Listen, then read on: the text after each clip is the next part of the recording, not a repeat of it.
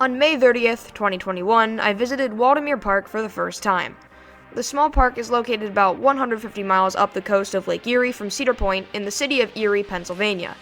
Is this tiny little place with 5 coasters worth your time, or should you visit the other big parks in the area like Darien Lake, Kennywood, and Cedar Point? These are my thoughts on Waldameer.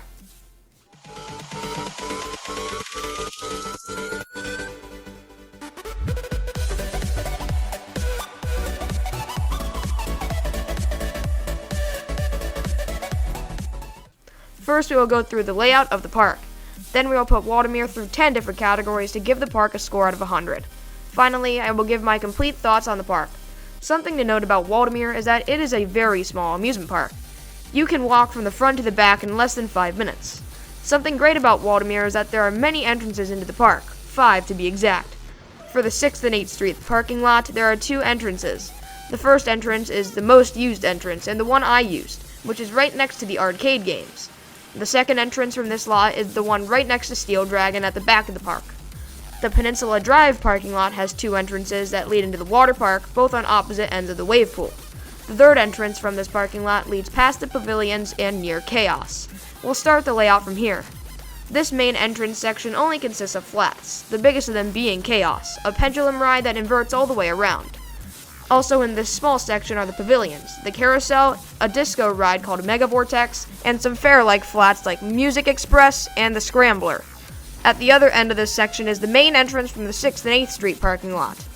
Moving on to the middle section of the park. This section has no entrances to parking lots, but has 2 paths that lead into Waterworld, the big water park connected to Waldameer. This section has lots of statues of clowns, animals, and people, which makes this section the prettiest in the park. The abundance of trees and flowers also helps make this my favorite section. Near the Paratrooper Flat Ride and the arcade games is common, the first coaster you stumble across.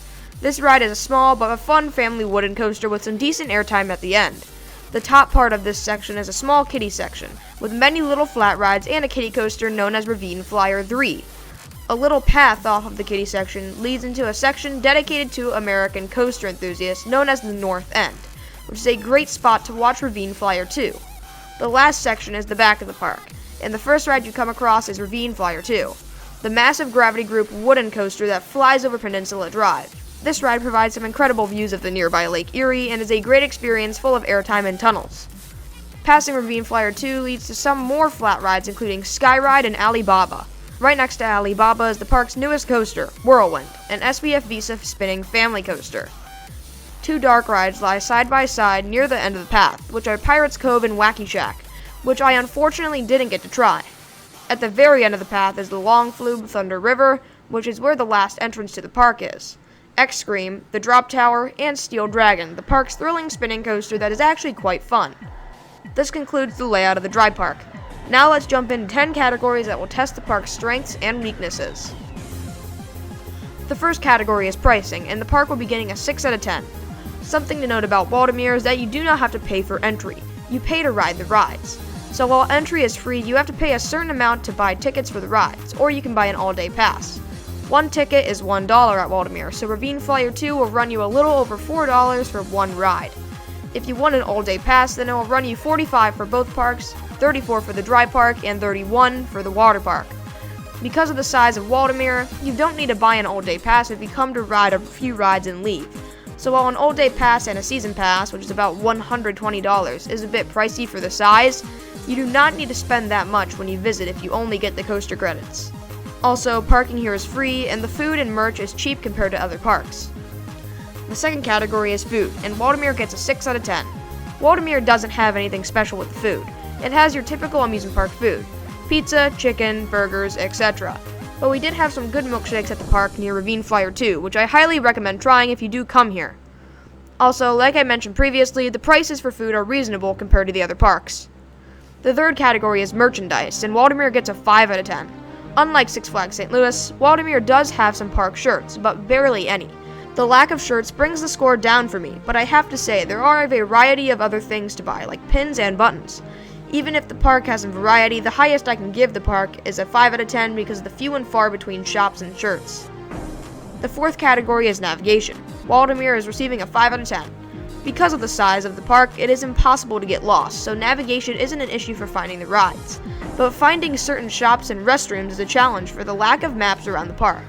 And also, there isn't really a big sign for the side parking lot. If you are looking to park in the bigger Waterworld lot, then it is easy to find, but the 6th Street lot is down a narrow side road with no big sign. The 5th category is operations, and Waldameer is getting a 9 out of 10. I was very impressed by the operations at Waldameer. All of the coasters and rides dispatch quickly, with the longest I waited for a dispatch being 2 minutes on Chaos. Even when Steel Dragon needed to transfer a train on, it took less than 30 seconds. You heard that right, 30 seconds. Also, props to the Ravine Flyer 2 crew, as they do not staple riders at all. Unfortunately, Ravine Flyer 2 was running one train on a pretty busy day, which slowed down the line, but overall, this park has great operations. The 6th category is kiddie rides. Waldameer is getting a 6 out of 10. This park doesn't have a themed kiddie section like other parks. In this kiddie section, there is just rides, which brings the score down. All of the rides are crowded together near the Ace dedicated area for their kiddie section. They have a swing ride, teacups, and a small coaster. The coaster looks like a better kiddie coaster, but I didn't get the credit. The kiddie section at Waldameer isn't anything great like other parks, but it is above average. The 7th category is flat rides, and Waldameer will be getting a 7 out of 10.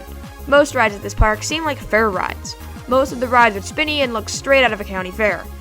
While they have an abundant collection of flat rides, including 2 dark rides, there are only 2 really thrilling flats, which are Chaos, an out-of-control pendulum that does a full 360, and X-Scream, a drop tower.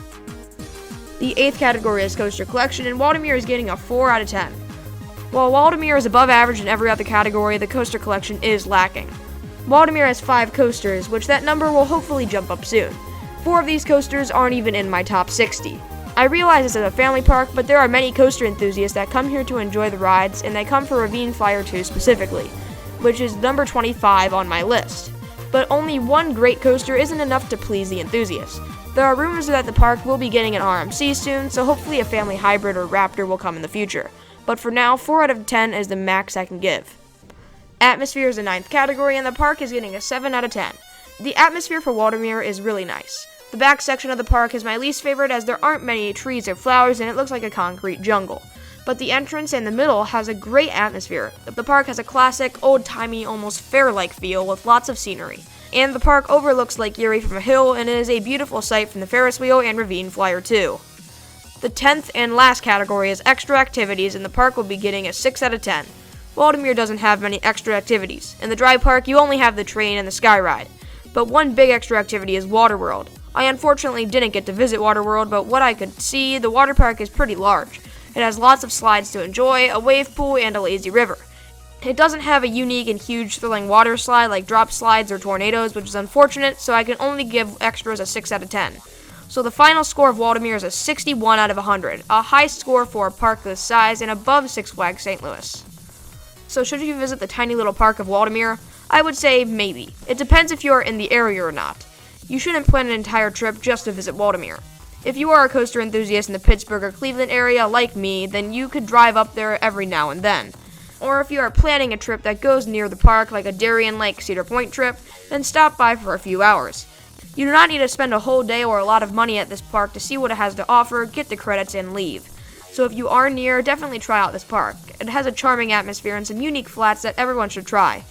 Even if the coaster collection is small and below average, Ravine Flyer 2 is a great wooden coaster that is in my top 25. With its beautiful location and atmosphere, you are guaranteed to have a fun time here. Thanks for watching. If you enjoyed, make sure to leave a like and subscribe. Email me with questions or concerns and comment what you think of Waldameer. Have a great rest of your day.